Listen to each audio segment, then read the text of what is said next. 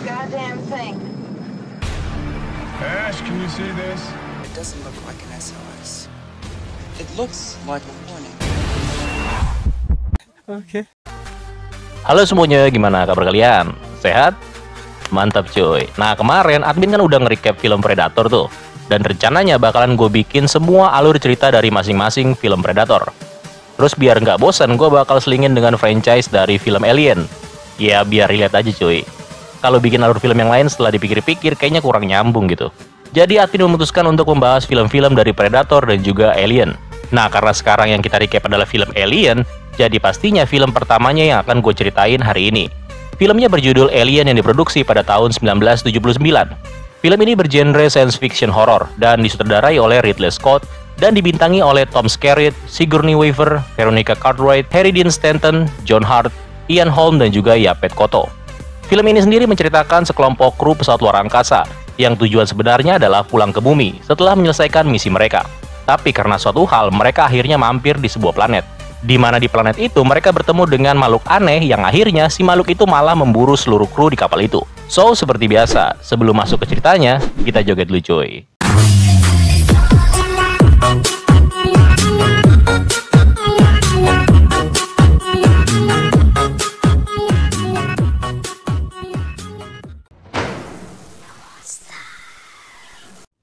Pada tahun 2122, sebuah pesawat luar angkasa pengangkut komersial yang diberi nama Nostromo melakukan perjalanan dalam misi untuk kembali ke bumi. Setelah sebelumnya melakukan penambangan di sebuah planet yang bernama Thaddeus. Sekedar informasi nih, Thaddeus ini adalah planet yang dipenuhi dengan hasil-hasil tambang, yang jaraknya berkisar sekitar 59 tahun cahaya. Nah, kapal ini membawa 20 juta ton biji mineral, yang rencananya akan dibawa ke bumi dan dikelola oleh sebuah perusahaan yang bernama Weyland Yutani. Selama perjalanan panjang ini, para awak kapal semuanya dalam keadaan statis, atau bisa dibilang tidur panjang. Karena efek dari lamanya perjalanan, ya lebih baik molor aja lah ya. Di tengah perjalanan, kapal ini menerima sebuah gelombang transmisi yang tidak diketahui dari sebuah planet yang jaraknya nggak terlalu jauh. Karena hal itu, sistem komputer yang menjalankan kapal ini pun secara otomatis mengubah jalur yang tadinya menuju bumi sekarang malah menuju ke planet yang memancarkan gelombang transmisi tadi. Selain itu, sistem komputer kapal juga akhirnya membangunkan 7 orang kru dari tidurnya, atau dari kondisi statis mereka. Sepi banget cuy kapalnya cuy. Nah ini adalah tempat para kru yang lagi pada pingsan.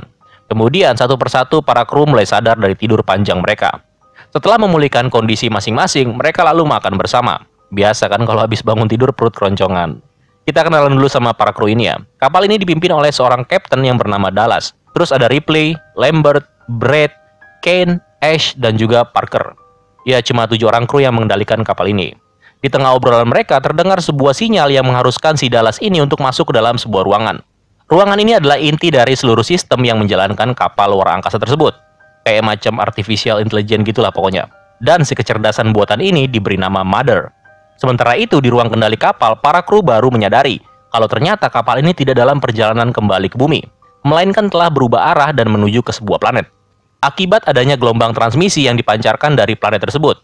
Mengetahui hal itu, para kru langsung melakukan rapat, di mana mereka semua ini memperdebatkan apakah harus ke planet itu atau memutar arah dan kembali ke bumi.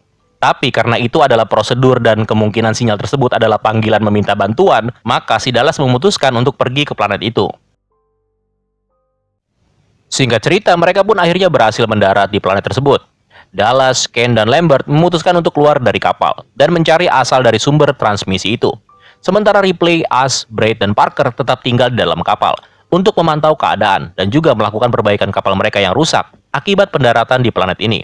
Ripley yang mencoba menganalisa sumber transmisi yang mereka terima sebelumnya, menemukan bahwa sinyal tersebut bukanlah sinyal SOS atau meminta bantuan, melainkan transmisi itu adalah sebuah sinyal peringatan atau tanda bahaya.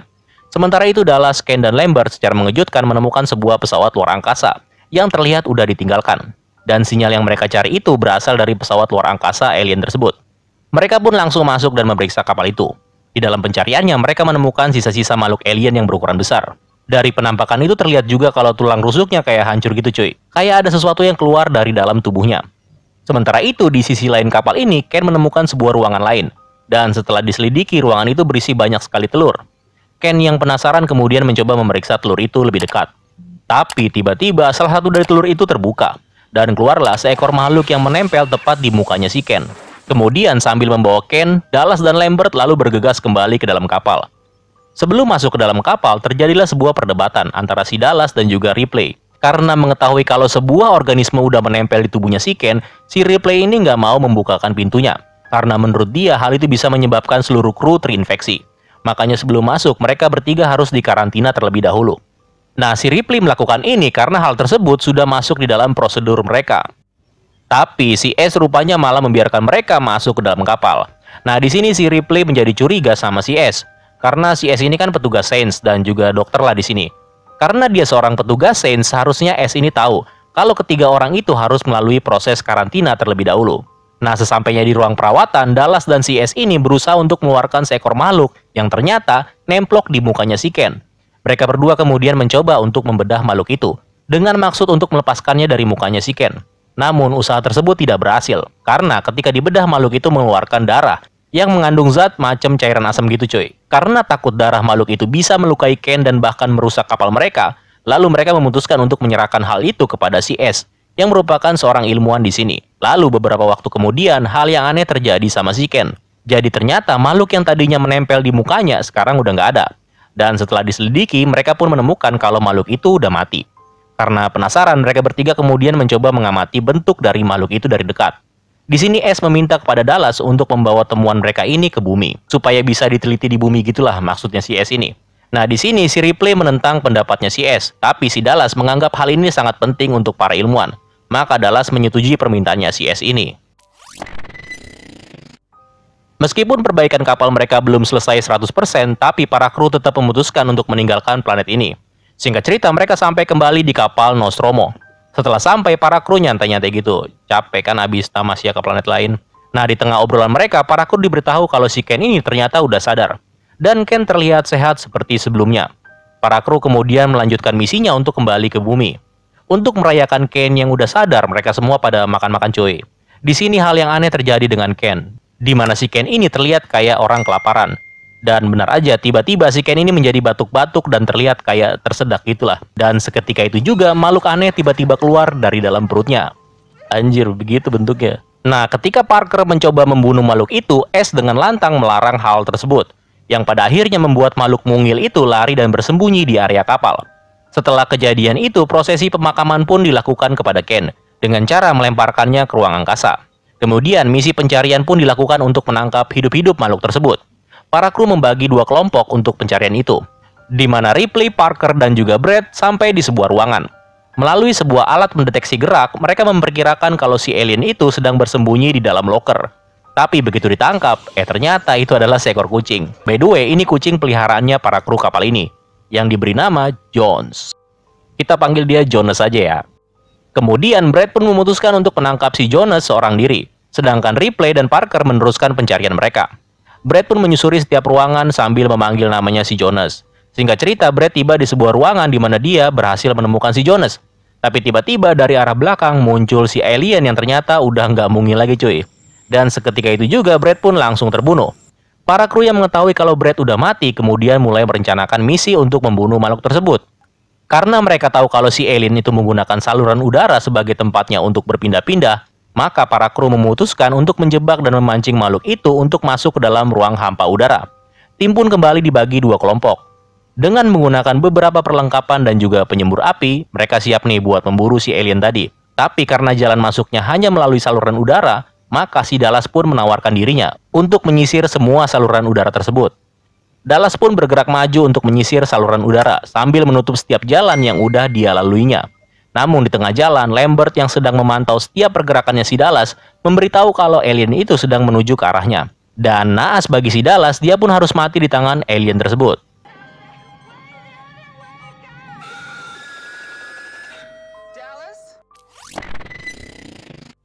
Karena si kapten kapal ini yaitu si Dallas sudah mati, maka perwira yang berhak menggantikan posisinya adalah si Ripley. Karena itu Ripley mempunyai akses untuk masuk dalam sistem kapal, yaitu Mother. Di sini dia mencoba bertanya sama si Mother tentang cara untuk menetralisir suatu ancaman yang ada di dalam kapal. Namun Mother nggak bisa menjelaskan hal tersebut. Dan yang lebih anehnya, ketika si Ripley ini mencoba untuk mengakses lebih dalam, permintaan tersebut malah ditolak dengan alasan permintaan itu hanya bisa diakses oleh petugas sains, yang artinya si S lah yang bisa mengaksesnya. Di situ dia juga mengetahui kalau semua prosedur yang selama ini dia pelajari ternyata nggak sama dengan prioritas yang ada di sistem kapal itu. Salah satunya adalah lebih memprioritaskan untuk membawa pulang setiap organisme yang berhasil ditangkap untuk dianalisa nantinya. Dan keselamatan para awak itu bisa dikorbankan, alias nggak penting gitu cuy. Nah makanya pada awal pas kapal ini mendapatkan transmisi sinyal, kapal ini bisa mengubah rutenya menuju tempat tersebut. Karena Mother menganggap adanya sebuah kehidupan di planet itu. Jadi sistemnya memang sudah didesain seperti itu. Dan para awak kapal nggak mengetahui hal tersebut. Termasuk si Captain Dallas yang udah mati tadi. Tapi lagi asik-asik berkomunikasi dengan Mother, tiba-tiba... Halo guys! Lu jangan saya deh. Ya gue gantar mulut lu. Lah, ini ngapain biawak di sini? Itu cara dia masuk gimana tadi? Anjir. Lanjut ya. Ripley yang kesal kemudian bergegas pergi dari ruangan itu. Tapi sesuatu yang aneh terjadi, yaitu si S ini menyerang Ripley berkali-kali. Di saat Ripley hampir aja terbunuh oleh si S, Parker dan Lambert pun datang menolong. Di sini kelakuan S mendadak aneh. Dan ternyata si S ini bukan manusia cuy, melainkan sebuah android atau robot. Tapi kalau robot dalamannya jelek banget ya, kayak agar-agar gitu. Setelah itu baru terungkap deh kalau si S ini emang ditugasin oleh perusahaan mereka, yaitu perusahaan Wayland tadi, yang tugasnya untuk memastikan keamanan dari apapun organisme yang mereka temukan nantinya. Dan S juga mengatakan kalau makhluk tersebut nggak bisa dibunuh, karena merupakan sebuah organisme yang sangat sempurna. Singkat cerita, si S yang ngebacot nggak jelas ini langsung dihancurkan dengan cara dibakar. Setelah itu mereka bertiga pun menyusun sebuah rencana untuk meledakkan kapal mereka ini. Tapi sebelum itu mereka membutuhkan beberapa persiapan sebelum mereka meledakkan kapal ini. Maka itu Parker dan Lambert turun ke lantai bawah untuk mengumpulkan cooler atau pendingin. Sedangkan si Ripley mencoba mempersiapkan pesawat penyelamat. Parker dan Lambert yang ada di sebuah ruangan ngumpulin datu cooler yang mereka butuhkan. Tapi blow on-nya, udah tahu kan mereka lagi diburu nih sama alien jahanam. Nah ini malah pada berisik, main lempar-lempar gitu, anjir, nyari mati dong namanya. Dan suaranya itu pun terdengar sampai ke ruangan lain, di mana Ripley terlihat sedang mencari si Jonas, si kucing kecil yang dari tadi ngeong-ngeong mulu nih. Dan bener aja kan, berisik sih. Mereka berdua pun harus mati di tangan si alien. Ripley yang udah tahu kalau kedua temannya udah mati, kemudian memutuskan untuk segera pergi dan mengaktifkan reaktor nuklir di kapal itu. Begitu reaktor itu diaktifkan, maka sistem penghancuran diri pun mulai menghitung mundur. Dan ketika mencoba menuju ke kapal penyelamat, ketemu lagi deh sama si alien. Ripley yang ketakutan kemudian mundur dan berbalik ke tempat sebelumnya. Dan dia rupanya lupa untuk membawa si Jonas bersama dengannya. Kasian banget kucingnya cuy. Nah di sini Ripley balik lagi ke ruang reaktor, di mana dia mencoba menonaktifkan sistem penghancuran tersebut. Nah gue nggak ngerti nih maksudnya si Ripley ngelakuin ini. Apa emang waktunya nggak cukup untuk mencapai kapal penyelamat karena jalannya tertahan oleh alien tadi? Atau karena dia nggak mau kalau si Jonas mati? Ya whatever lah ya. Nah ternyata sistem penghancuran diri itu nggak bisa dinonaktifkan. Alhasil waktu pun terus berjalan. Karena itu dia mau nggak mau harus balik lagi ke jalur yang dia lalui tadi. Dan ternyata alien itu udah nggak ada di situ. Dan si Jonas juga ternyata baik-baik aja. Singkat cerita berhasillah dia masuk ke dalam kapal penyelamat. Dan akhirnya Ripley berhasil selamat.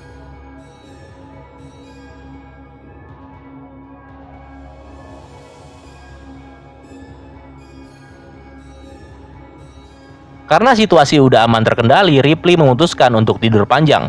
Kayak di awal film tadi cuy. Kan perjalanan jauh nih dari tempat mereka ke bumi. Dimulai dengan si Jonas yang udah rebahan duluan, disusul kemudian oleh si Ripley yang membuka pakaiannya satu persatu.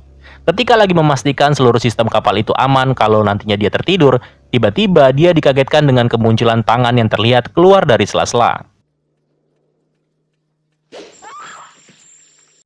Ternyata ini alien ngumpet di sini. Lah, ini alien tahu dong kalau kapal tadi mau meledak. Kocak asli. Ripley yang ketakutan langsung lari ke dalam sebuah ruangan. Perlahan-lahan dia memakai pakaian pelindung dan membawa sebuah senjata. Kemudian dia keluar dan mengikatkan dirinya menggunakan sabuk. Si Ripley yang tahu kalau si alien ini lagi rebahan, maka Ripley pun memaksa makhluk itu untuk keluar dari persembunyiannya. Setelah alien itu keluar, Ripley dengan cepat langsung menekan sebuah tombol yang akhirnya membuka pintu pesawat tersebut. Sehingga makhluk itu pun tersedot keluar dari dalam kapal dan menyebabkannya bergelantungan. Nggak mau berlama-lama nih, Ripley langsung menembakkan senjata pengait yang menyebabkan alien itu terpental. Tapi lagi-lagi alien ini masih selamat, di mana dia masih tersangkut cuy. Melihat kalau itu alien masuk ke dalam ruangan pendorong pesawat, Ripley dengan sigap langsung menyalakan kapalnya yang otomatis langsung membakar makhluk tersebut dan menyebabkannya terpental ke ruang angkasa. Setelah kejadian itu, Ripley mengirimkan sinyal transmisi yang mengatakan kalau hanya dirinya lah yang selamat dari seluruh awak kapal Nostromo. Kemudian Ripley memutuskan untuk masuk ke dalam kapsul hibernasinya bersama dengan si Jonas sambil berharap kapalnya bisa selamat sampai ke bumi. Dan ceritanya pun tamat cuy.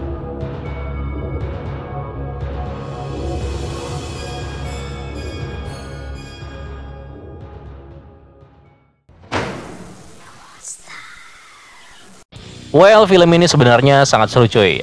Apalagi film ini salah satu bagian dari seluruh film Alien Universe. Film ini memang film pertama di franchise ini. Tapi dari seluruh alur cerita Alien Universe, film ini nggak berada di timeline awal atau asal mula bagaimana universe ini berjalan. Kalian harus lihat juga nih film-film Alien setelah ini, kayak macam Prometheus atau Alien Covenant. Yang kedepannya bakalan gue recap juga semua filmnya. Nah, untuk kualitas filmnya sendiri bagus banget. Visualnya juga bagus asal lu nonton di tahun 80-an lah. Atau mungkin 90-an lah, masih cukup lumayan bagus visualnya. Apalagi suasana horor film ini dapat banget cuy. Ketika kalian yang zaman dulu pernah nonton film ini, gue tahu rasanya. Serem ini film. Tapi kalau gue boleh kasih nilai, film ini gue kasih nilai 8 dari 10. So, terima kasih buat kalian yang sudah menonton video ini sampai habis. Semoga kalian terhibur ya.